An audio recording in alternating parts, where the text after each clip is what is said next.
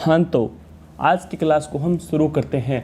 अगर आप चैनल पर पहली बार आए हैं तो कृपया चैनल को सब्सक्राइब भी ज़रूर कीजिए। आज का जो हमारा पहला क्वेश्चन है वह हमारा यह है कि राजस्थान के निम्न जिलों को बढ़ते हुए अक्षांशीय क्रम में व्यवस्थित कीजिए। नागौर, टोंक, जालौर और सीकर।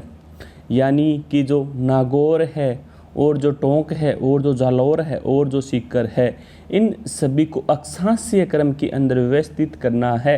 इनके जो ऑप्शन है वह निम्न प्रकार से है। पहला ऑप्शन हो जाता है आपका नागौर, टोंक, जालौर और सीकर। उसके बाद सेकंड ऑप्शन है जालौर, टोंक, नागौर, सीकर। उसके बाद थर्ड ऑप्शन आपका जालौर, नागौर, टोंक, सीकर। उसके बाद आपका फोर्थ ऑप्शन है जालौर, सीकर, टोंक और नागौर। इसके अंदर आपका सही जो आंसर है वह कौन सा है, आप कमेंट कीजिए जल्दी से जल्दी, मैं आपको बताता हूँ। तो इसका जो सही आंसर है वह हो जाएगा जालौर, टोंक, नागौर और सीकर। ये सभी के सभी अक्षांशीय क्रम में व्यवस्थित जिले हैं। अब इनकी थोड़ी सी इनकी व्याख्या भी देख लेते हैं कि अक्षांश का मान दक्षिण से उत्तर की ओर बढ़ता है। यानी कि जो अक्षांश है, अक्षांश का जो मान है ना, वह दक्षिण से उत्तर की ओर बढ़ता है। क्या? दक्षिण से उत्तर की ओर बढ़ता है। अतः हमें इन जिलों को दक्षिण से उत्तर के क्रम में लिखना है। इनमें जालौर सबसे नीचे है और इसके बाद टोंक और नागौर है और सीकर सबसे ऊपर है। उसके बाद हमारा नेक्स्ट क्वेश्चन आ जाता है कि लोकप्रिय मान्यता वैदिक स्तुतियों में ब्रह्मव्रत की भूमि के रूप में संदर्भित क्षेत्र के एक हिस्से को वर्तमान में राजस्थान के खालिस्तान भाग से जोड़ती है। इसका आंसर क्या जाएगा? उत्तरी, दक्षिणी, पूर्वी और पश्चिमी। तो इसका जो करेक्ट आंसर है ना वह है उत्तरी। अब थोड़ा सा इसकी व्याख्या भी हम देख लेते हैं कि जो ब्रह्मव्रत की सभ्यता, किसकी? जो ब्रह्मव्रत है ना, उसकी सभ्यता हड़प्पा व मोहनजोदड़ो से भी, किससे? हड़प्पा और मोहनजोदड़ो से भी विकसित थी। यह प्रदेश वैदिक ग्रंथों में वर्णित सप्तती यानी साहिबी व सरस्वती नदी के बीच पुष्कर तक फैला था, जो कि वर्तमान राजस्थान का उत्तरी भाग है। उसके बाद हम अपने नेक्स्ट क्वेश्चन की ओर चलते हैं। हमारा नेक्स्ट क्वेश्चन है कौन सा सही सुमेलित नहीं है? पहला हो गया मेवात, मेवात का है अलवर और भरतपुर। फिर है वागड़, वागड़ का है डूंगरपुर और बांसवाड़ा। फिर है भूमट, भूमट का है प्रतापगढ़ और चित्तौड़गढ़। फिर है हाड़ौती, हाड़ौती के अंदर है कोटा, बूंदी, झालावाड़। तो इनमें से सही सुमेलित कौन सा नहीं है? तो इसका आंसर है वह हो जाएगा भूमट। क्या हो गया? भूमट। भूमट, भूमट के कौन कौन से ये जिले नहीं हैं? इसके अंदर प्रतापगढ़ और ये चित्तौड़गढ़ वाला ये आपका सुमेलित नहीं है। अब इसकी थोड़ी सी हम व्याख्या भी देख लेते हैं। मेवाड़, मेवाड़ के अंदर कौन कौन से आते हैं? तो मेवाड़ के अंदर आपका उदयपुर आ गया, राजसमंद आ गया, भीलवाड़ा आ गया, चित्तौड़गढ़ आ गया और प्रतापगढ़ आ गया। फिर है मारवाड़, मारवाड़ के अंदर जोधपुर आ गया, नागौर आ गया, पाली आ गया, बीकानेर आ गया, जैसलमेर आ गया और बाड़मेर आ गया। फिर है ढूंढान, ढूंढान के अंदर जयपुर आ गया, दौसा आ गया, टोंक आ गया और अजमेर का भाग आ गया। फिर है हाड़ौती, हाड़ौती के अंदर आपका कोटा हो गया, बूंदी हो गया, बारा हो गया, झालावाड़ हो गया। उसके बाद आ गया शेखावाटी, शेखावाटी का चूरू हो गया, सीकर हो गया, झुंझुनू हो गया। फिर है मेवात, मेवात का हो गया हमारा अलवर हो गया और भरतपुर हो गया। फिर आ गया वागड़, वागड़ का हमारा डूंगरपुर और बांसवाड़ा हो जाता है। उसके बाद हम अपने नेक्स्ट क्वेश्चन की ओर चलते हैं। हमारा जो नेक्स्ट क्वेश्चन है वह है राजस्थान शब्द का सर्वप्रथम प्रयोग किसके द्वारा किया गया था? जॉर्ज थॉमसन के द्वारा, कर्नल जेम्स टोड के द्वारा, G.H. ओजा के द्वारा और V.A. स्मिथ के द्वारा। तो इसका करेक्ट आंसर हो जाएगा कर्नल जेम्स टोड। यानी कर्नल जेम्स टोड ने इस राज्य को राजस्थान कहा।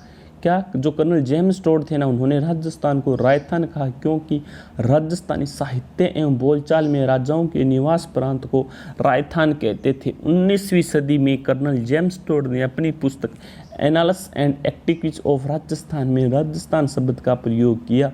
इस पुस्तक का दूसरा नाम the central and western Rajputana states of India है। उसके बाद हमारा नेक्स्ट क्वेश्चन है वह हमारा है अंग्रेजों के अधीन राजस्थान का पुराना नाम क्या था। तो इसका जो करेक्ट आंसर वह क्या है, राणावर, मेघमल्हार, जयपुर और राजपूताना। यानी अंग्रेजों के अधीन राजस्थान का पुराना नाम क्या था, तो इसका करेक्ट आंसर हो जाता है राजपूताना। 6ठी शताब्दी के बाद राजस्थानी भूभाग में राजपूत राजाओं का उदय प्रारंभ हुआ। राजपूत राजाओं की प्रधानता के कारण इसे राजपूताना कहा जाने लगा। उसके बाद हम अपने नेक्स्ट क्वेश्चन की ओर बढ़ते हैं। हमारा नेक्स्ट क्वेश्चन है राजस्थान के किस क्षेत्र में जयपुर शहर स्थित है। इसके ऑप्शन दिए गए हैं मेवाड़, मारवाड़, ढूंढाड़ और हाड़ौती। तो इसका करेक्ट आंसर हो जाएगा ढूंढाड़। अब इसके बारे में जान लेते हैं ढूंढाड़ के अंदर कौन कौन सी जिले आते हैं। तो ढूंढाड़ के अंदर जयपुर हो गया, दौसा हो गया, टोंक हो गया और अजमेर का कुछ भाग हो गया। फिर अगला है एनाला एंड एक्टिविटीज ऑफ राजस्थान नामक पुस्तक किसके द्वारा लिखी गई थी। इसके ऑप्शन निम्न प्रकार है Vincent Smith, James Tod, colonel GB Malleson और फिलिप मेसन। तो इसका करेक्ट आंसर हो जाता है हमारा जेम्स टोड के द्वारा एनाला एंड एक्टिविटीज ऑफ राजस्थान लिखी गई थी। अब थोड़ी सी इसकी व्याख्या भी हम जान लेते हैं कि जो कर्नल जेम्स टोड ने इस राज्य को राजस्थान कहा है क्योंकि राजस्थानी साहित्य एवं बोलचाल में राजाओं के निवास राजाओं के निवास प्रांत को राजस्थान कहते थे। 19वीं सदी के अंदर कर्नल जेम्स टोड ने अपनी पुस्तक annals and activities of Rajasthan में राजस्थान शब्द का प्रयोग किया। इस पुस्तक का दूसरा नाम the central and western Rajputana status of India है। उसके बाद हम आगे चलते हैं। आगे है हमारा भारत के लगभग कितने प्रतिशत क्षेत्रफल में राजस्थान फैला हुआ है। इसके ऑप्शन निम्न प्रकार है। पहला ऑप्शन है हमारा 18.3%, 10.4%, 22.5%, 16.4%। इसका जो करेक्ट आंसर हो जाएगा वह हो जाएगा 10.4% बी। यानी राजस्थान का कुल क्षेत्रफल 3,42,239 वर्ग किलोमीटर है जो कि देश के 10.41% भाग पर फैला हुआ है।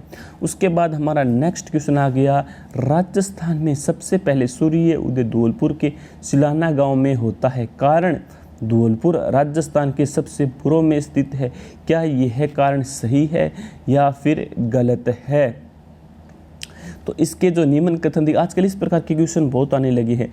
कथन सही है और कारण भी सही है, कथन सही है लेकिन कारण गलत है, कथन गलत है लेकिन कारण सही है, कथन और कारण दोनों गलत है। तो इसका करेक्ट आंसर हो जाएगा ए, कथन सही है और कारण भी सही है।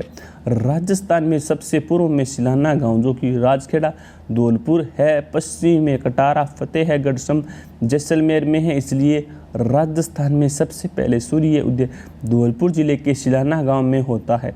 राजस्थान में सबसे बाद में सूर्य उदय जैसलमेर जिले में कटरा गांव में होता है और यहीं पर सबसे बाद में सूर्यास्त होता है। फिर कर्क रेखा के संबंध में सही कथन क्या है। ए, कर्क रेखा भारत के 8 राज्यों से गुजरती है। ब, कर्क रेखा डूंगरपुर के चिखली गांव के नज़दीक से गुजरती है और बांसवाड़ा शहर कर्क रेखा राज्य का सर्वाधिक नज़दीकी शहर है। इसके आंसर कौन कौन से है। इसके आपको ऑप्शन इस प्रकार है केवल ए सही है, केवल ए और ब सही है, ब, ए, ब और स सही है या फिर केवल ब और स सही है। तो इसका जो आंसर है ना वह क्या हो गया। तो इसका आंसर हो जाता है हमारा ए, ब और श तीनों ही सही है। इसकी थोड़ी सी व्याख्या भी हम जान लेते हैं कि 23 डिग्री 30 मिनट उत्तरी अक्षांश को कर्क रेखा कहते हैं। कर्क रेखा भारत के 8 राज्यों से गुजरती है। गुजरात, राजस्थान, मध्य प्रदेश, छत्तीसगढ़, झारखंड, पश्चिम बंगाल, त्रिपुरा और मिजोरम। कर्क रेखा राजस्थान के बांसवाड़ा के मध्य से होकर गुजरती है। डूंगरपुर जिले को स्पर्श चिखली गांव के नज़दीक से करती है और बांसवाड़ा शहर कर्क रेखा के राज्य का सर्वाधिक नज़दीकी शहर है। तो आज की क्लास हमारी यहीं पर समाप्त होती है। अगर आपको यह क्लास पसंद आई है तो इसको ज़्यादा से ज़्यादा अपने दोस्तों के साथ शेयर कीजिए। जय हिंद, जय भारत।